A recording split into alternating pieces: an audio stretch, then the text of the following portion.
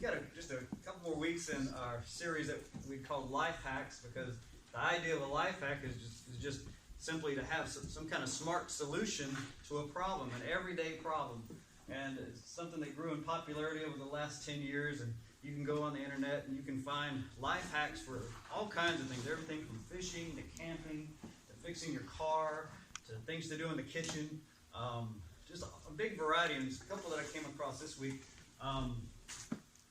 All involved Coke.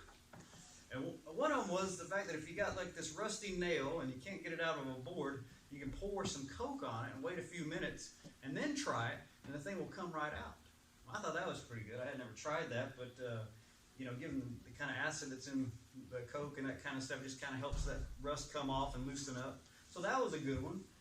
There was one I saw a guy pour some Coke on a headlight, some dingy headlights that had gotten covered up, film and that kind of stuff. They poured it on the headlight of their car and gave it a couple minutes and then wiped it off and it came up real clean. So I thought that was a pretty interesting one. There was another one where they showed this kid with like some kind of insect bite, and it was red, and the kid said it was itchy and all that, and they poured some Coke on it, and it took that redness and that itchiness out. And I thought, well, that's pretty good too. That's that might be something you have to know, because how it is in Georgia. There's plenty of insects. But when I think about a big bottle of Coke like this, I think about these too. These Mentos. You ever seen what happens when you put a few of these Mentos in a Coke bottle? What's that? Yeah, you got an instant party, for like a kid's thing or a birthday or whatever. You put one of these outside and you drop some of these Mentos in there, and it just funnels up like a fountain, doesn't it? I mean, it's something else. So if you ever do that for a party, like a kid's thing, they will enjoy it. That's kind of like, cheap fireworks or something. Because, anyways. Outside, not in the house. Yes, outside. Make sure you get that right. You want to get that right. What's that? Floors with it, anything. Oh, yeah. There's lots of things to that. There's strong acid in there. Yeah. Before you drink your stuff. Right before you drink it, right? So, anyways, that's what these life hacks are. And the things we were talking about last week from God's Word says, okay, how is He wanting us to look at things, how to solve our problems? Where's He directing us? And we talked about, that, even when we know the wise thing to do, even when we know the smart decision to make, even when we know that and maybe have intentions to follow it, there's things that keep us from following it. And we focused last week and it started with an E. Do you remember what it was? What keeps us from making wise decisions? Starts with an E. Emotions. That's right. We may have it all up here and we may be in the right direction, but when our emotions get involved, then all of a sudden we go in another direction. Then all of a sudden our ears clog and we don't want to hear it. Then all of a sudden we think differently because we're persuaded by our emotions. It just happens. And the one we talked about last week was anger. And we talked about it in the sense of how it's like your check engine light on your car. When your emotions get going and you notice that you're getting angry about something, you need to pay attention. That's a signal because something's going on the inside. Something's going on the inside, and that anger is like a signal to tell you, all right, be careful, because you're about to make a decision, here and there, about maybe what you say, or how you say it, or what you do, and it can put you in trouble. It can sway you to make a wrong decision. And so we talked about that last week, and how, it was kind of paired up with forgiveness in the proverb we were looking at. And so that was last week. This week, I want to take a look at another thing that keeps us from making a wise decision. Another thing that keeps us from making wise decisions. Last week, it was emotions, and this week, and this was probably like no surprise to anybody.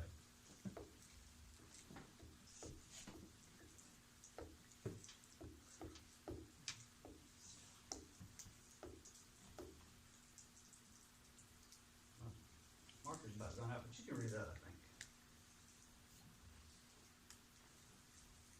I think. We can have all the right information, and we know what to do. We got the facts on our side. We know how to do it and what to do. But then all of a sudden this is in play, and we don't make so good decisions anymore. Because we have a bad attitude about something. We have a wrong attitude about something. And that begins to steer the ship for us. That begins to make us sidetrack in making wise decisions. So when you think about a bad attitude or a wrong attitude, what comes to mind? How do you identify it? If somebody says, man, they got a bad attitude or they got a wrong attitude, what comes to mind? How do you recognize a bad attitude? Watch news. Okay. Negativity. What else? So maybe some anger involved. Well, if somebody says, man, they just got a wrong attitude, they got a bad attitude, what do you think comes to mind? Pessimism. What else? Get even. Wanting to get even. Okay. The attitude kind of goes emotions. Yeah, it can certainly have a part to play in that too. What else? When you think about somebody with a wrong attitude, man, they're just wrong attitude. That's just how they are. They got a bad attitude about this or that. Anything else come to mind? Got negativity. We got pessimism. Got wanting to get even. They got an anger issue. Anything else come to mind? When you think about a wrong attitude, a bad attitude. I think of my 16-year-old grandson. He has it all. You can't say the names now. You're not supposed to name names. Oh, it's probably everybody knows his name. Okay. He Now, has a bad attitude. here's the thing. You and I know this, right? We know a bad attitude. We know a wrong attitude when we see it, right? We know it when we see it. Now, we don't always see it in the mirror, but we know it when we see it in somebody else. We all know that, right? Amen? Amen. Yeah, you know when somebody has a bad attitude. And this is something else you know. You know it's going to cause them problems. You've known people that were smart. Maybe they had a good work ethic. Maybe they knew how to do the good job. But they didn't go anywhere in their job because they had a bad attitude. You've probably seen that. You've probably seen people in your family that created a lot more drama than they ever should have and caused problems because you recognized they just have a bad attitude. They just have a wrong attitude. And it's making them make wise decisions. It's steering their ship. So you've seen it at work. You can see it in your family. You can see it in marriages. You can see it, affect that. You can see it in so many different areas of life that somebody with a wrong attitude about something, a bad attitude, is going to create a problem for them because it persuades them to make wrong decisions. That's the kind of effect it has. And so this morning, our focus is wisdom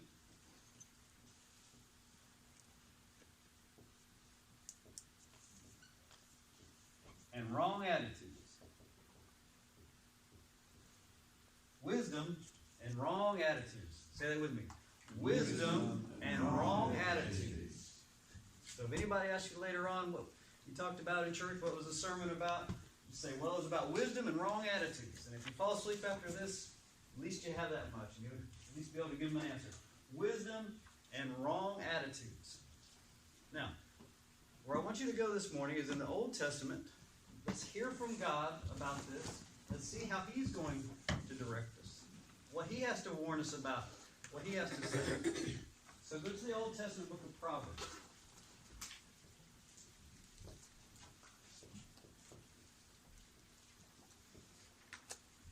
The Old Testament book of Proverbs.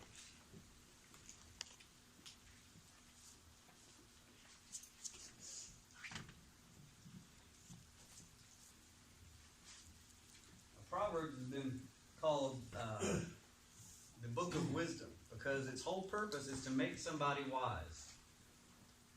It's to make somebody wise. And it's kind of telling, I think, that it begins, listen to your father. And the last chapter says, listen to your mother. And so, it has this kind of bookend kind of thing about parents. And some people, some scholars have actually thought, well, this may have been specifically put together originally for the raising of children. Because listen to your father, listen to your mother. And that kind of collection, maybe this was to make young men and young women wise. Maybe that was the original, compilation of it. So the Proverbs is going to teach us about wisdom. And the book of wisdom says to be wise. Anybody remember what to be wise means? Anybody remember that? Right, to be skillful.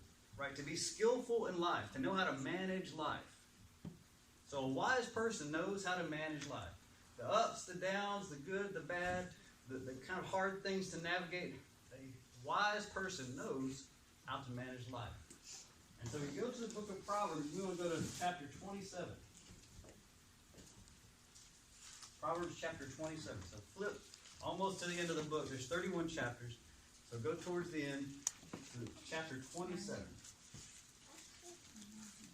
Proverbs chapter 27.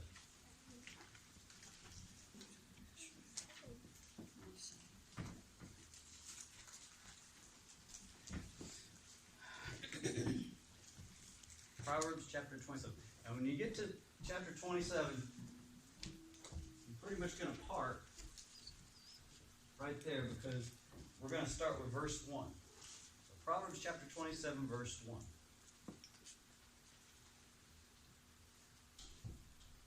And it reads, "Do not boast about tomorrow, for you do not know what a day may bring forth."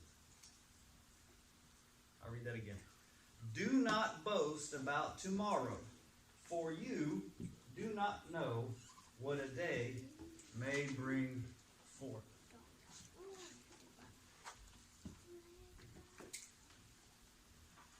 Now let's break that down a little bit so we can understand it better. Notice it starts off with the focus on this. Boast. Do not boast about tomorrow.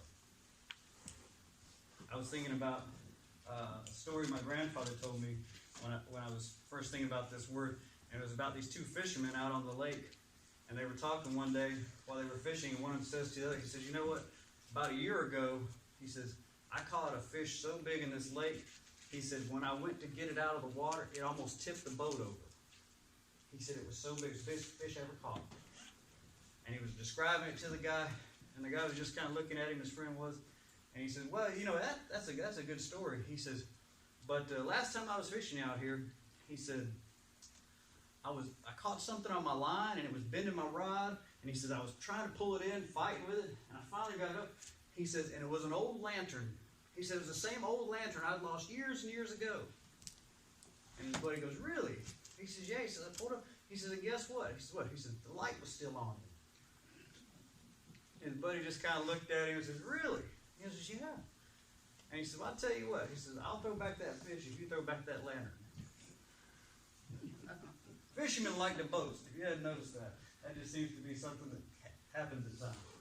But when you think about boast, think about high confidence. Somebody with high confidence. All right? So if you have high confidence in something, that you're willing to boast about it. Okay, so that's what it's telling you.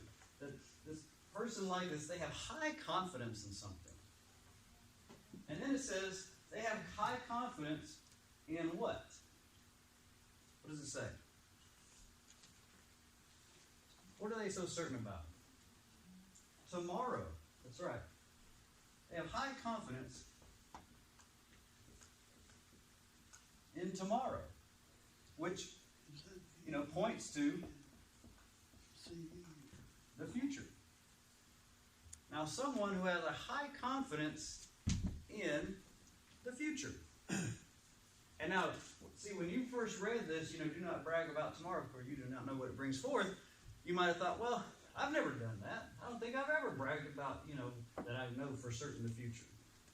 And maybe if you thought about it for a minute, you thought, well, I don't think I've ever even heard anybody do that kind of boasting. But let's look at it. Because what happens is that this high confidence in the future, having high confidence in the future, is a certain attitude. Think about that. What kind of person, what kind of attitude does somebody have when they have a high confidence in tomorrow? That they know how things are going to play out. What kind of attitude is that? That they have a high confidence about the future. Positive. Positive? But what else? It's more than positive.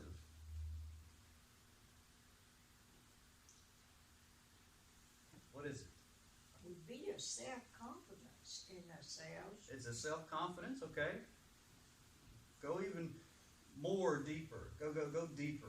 Self-confidence and starts with a P. Pride. Pride. If you have high confidence in the future, that's a kind of self-centeredness, prideful, and I think I heard arrogant mentioned as also.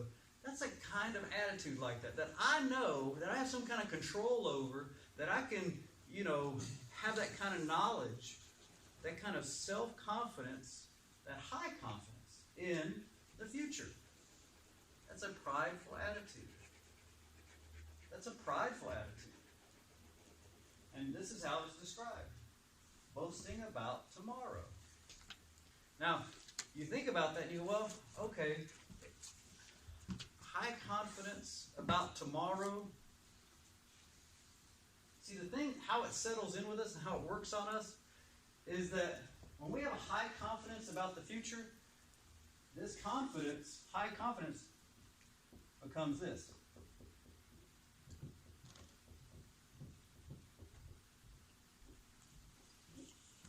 Expectation. It grows into that expectation. That high confidence that you know how it's going to play out. You know what's going to happen. You know how things are going to go. It goes from this to an expectation.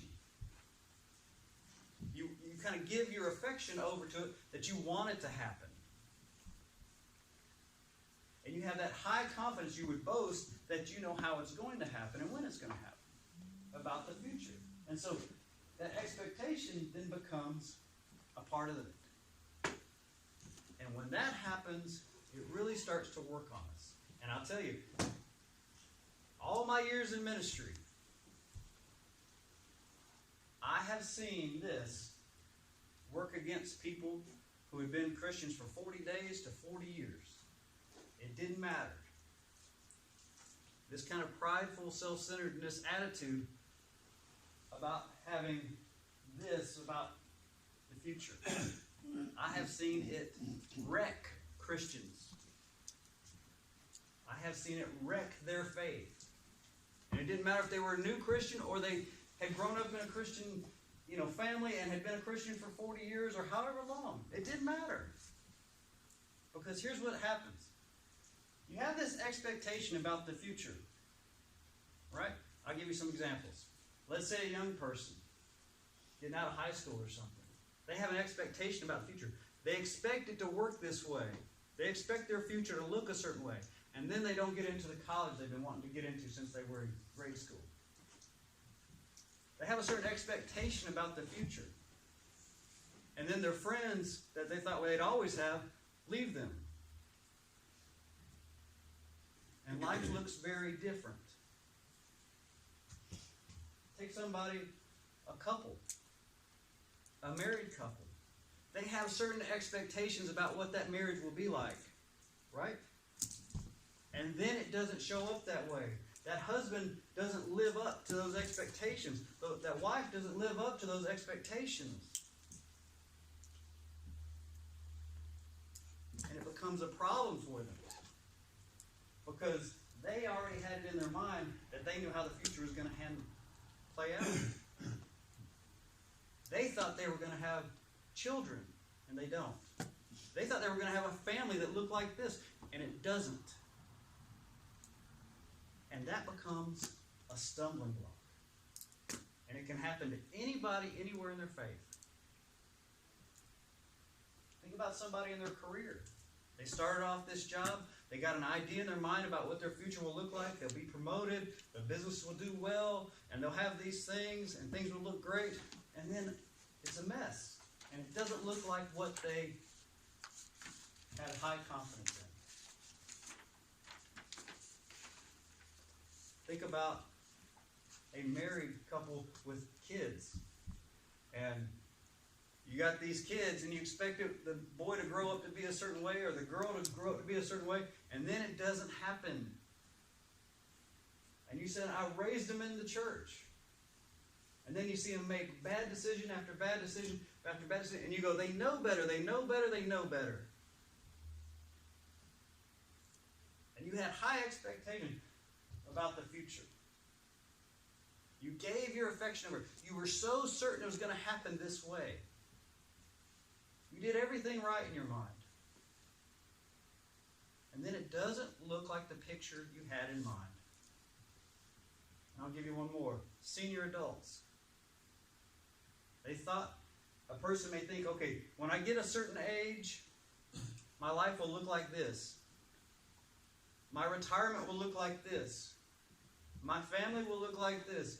And my marriage will be like this. And the senior adult gets to a certain point in their life and they realize it doesn't look like this at all.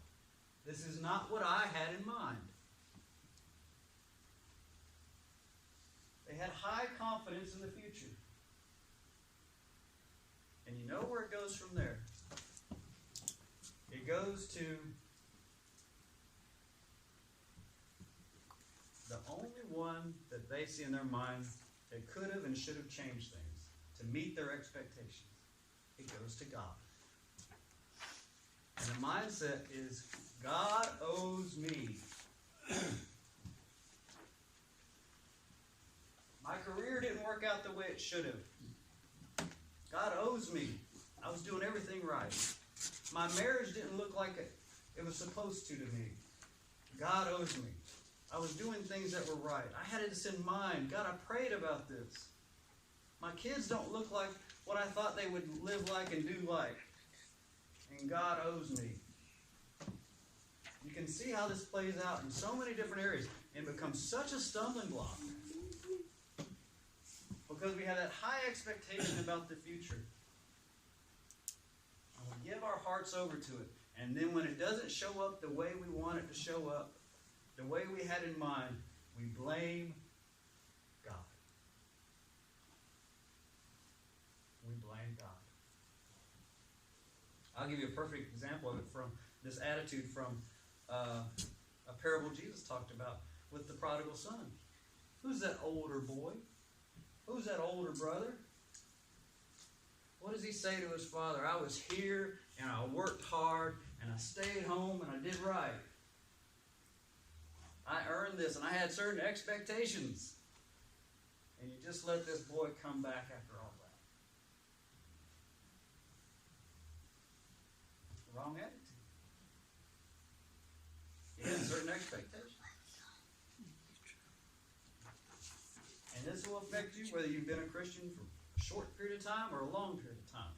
Because there's some area of life that you will be prone to have this kind of high expectation about the future. And what it's going to look like for you. And what it's going to be like.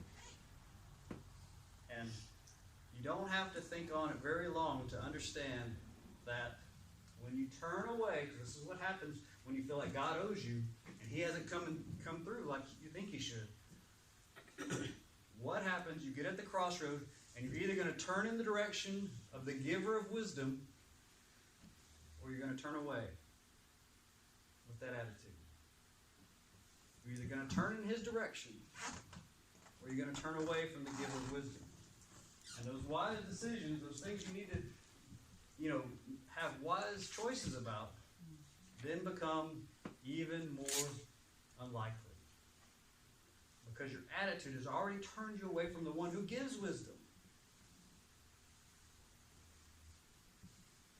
So how do we deal with this? How do we deal with that? I think, and I'm going to borrow some words from the Psalms. Psalm 31.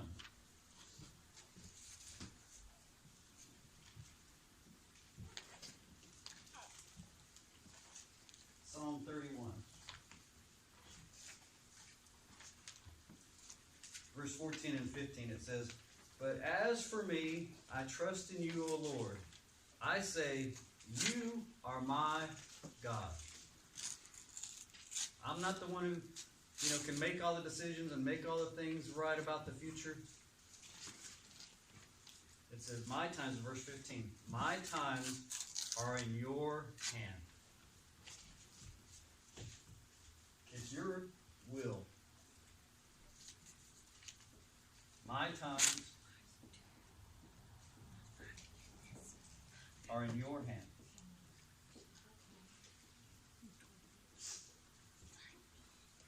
My times are in your hands.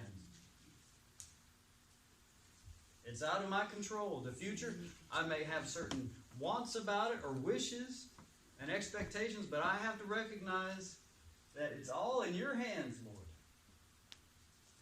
Because I can't control it. Things are going to happen that I have no clue about. And I don't know how it's going to play out.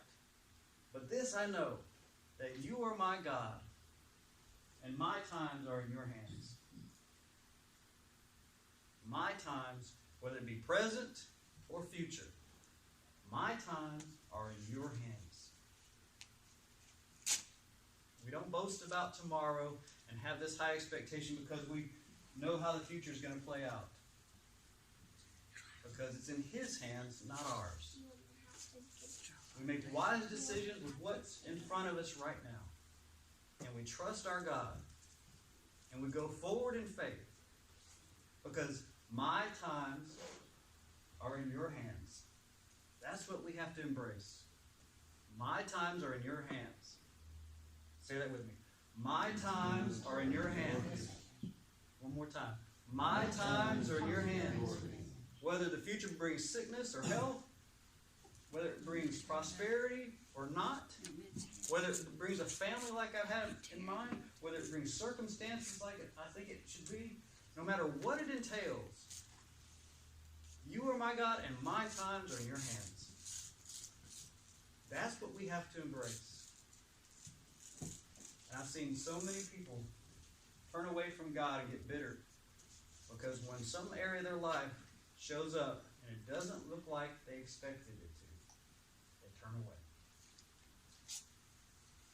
Because in their mind, their times were in their hands. And that's simply not the case. So as the music plays this morning, maybe something's come to mind about some area of your life that you had a certain expectation about. And now that you think about it, and maybe you've already kind of struggled with it, that it didn't show out like the way you thought it would. You had high expectations about this. You had high expectations about your children, about your grandchildren. You had high expectations about a job or a career, or about a marriage, or however it may be. And they didn't show up like you thought they would. But there's a path forward. And the path forward says, my times are in your hands. You turn towards the giver of wisdom, not away. You turn towards the giver of wisdom, not